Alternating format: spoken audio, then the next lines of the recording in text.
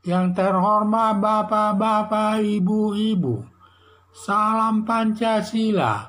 Bapak-bapak, Ibu-ibu yang melihat video saya ini, tolong jangan lupa subscribe, like, dan di-share. Sifatnya gratis. Pada hari Minggu tanggal 21 Mei tahun 2023, saya akan mengomentari setelah Johnny Plate jadi tersangka, calon penggantinya ada 2 orang. Sejak tahun 2022, Kejaksaan Agung telah memeriksa Johnny Plate sebagai saksi sebanyak 2 kali atas kasus BTS dengan anggaran sebesar 28 triliun. Selanjutnya, atas analisa jaksa, Johnny Plate sudah memenuhi minimal 2 alat bukti dan belum ditetapkan sebagai tersangka. Dalam panggilan pada hari Rabu tanggal 17 Mei tahun 2023, dipanggil lagi untuk yang ketiga kalinya untuk diperiksa lagi. Setelah kuat alat buktinya, maka Kejaksaan Agung menetapkan Johnny Plate sebagai tersangka atas proyek BTS 4G dengan anggaran sebesar 28 triliun dan uang sudah dicair 10 triliun dan hanya 2 triliun yang direalisasikan, sedangkan 8 triliun dikorupsi. Setelah Johnny Plate ditetapkan Kejaksaan Agung sebagai tersangka dan langsung ditahan di Rutan Salemba, Jakarta.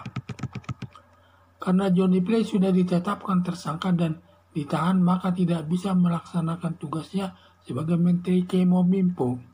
Sebagai pelaksana tugas, Presiden Joko Widodo telah menunjuk Mahfud MD untuk mengisi jabatan Menteri Kominfo secara definitif atau tetap. Telah diajukan 2 calon, yaitu Haritanu, Ketua Umum Perindo, dan Andika Perkasa, mantan Panglima TNI. Presiden Joko Widodo punya hak prerogatif akan memilih salah satu dari 2 orang tersebut menduduki jabatan sebagai Menteri Kominfo. Diduga Presiden Joko Widodo akan menunjuk Haritanu menduduki jabatan Menteri Polkam.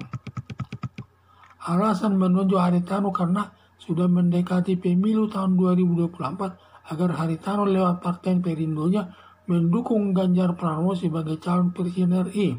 Ditambah lagi Presiden Joko Widodo mendukung Ganjar Pranowo selaku calon presiden RI.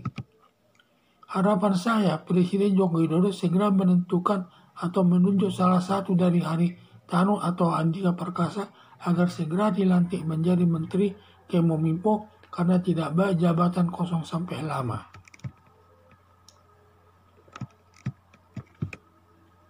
Sejak tahun 2022, Kejaksaan Agung telah memeriksa Johnny Plate sebagai saksi sebanyak 2 kali atas kasus BTS dengan proyek anggaran sebesar 28 triliun.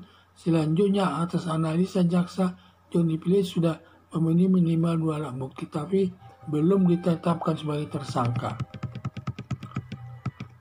Dalam panggilan hari Rabu tanggal 17 Mei 2023, dipanggil lagi untuk ketiga kalinya untuk diperiksa lagi.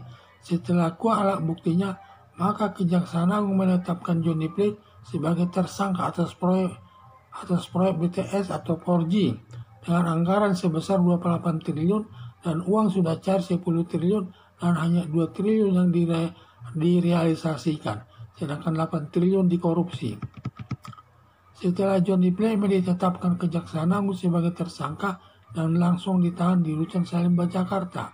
Karena Johnny Plate sudah ditetapkan tersangka dan ditahan, maka tidak bisa melakukan tugasnya sebagai Menteri Kominfo.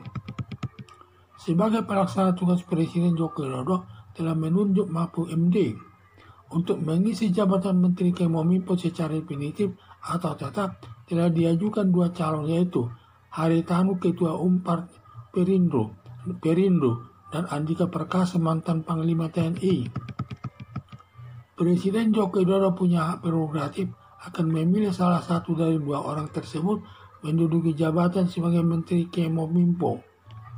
Diduga Presiden Joko Widodo akan menunjuk Haritanu menduduki jabatan Menteri Polkam. Alasan menunjuk Haritanu karena sudah mendekati pemilu tahun 2024 agar Haritanu lewat partai Perindonya mendukung Ganjar Pranowo sebagai calon presiden. Ditambah lagi Presiden Joko Widodo mendukung Ganjar Pranowo selaku Presiden RI.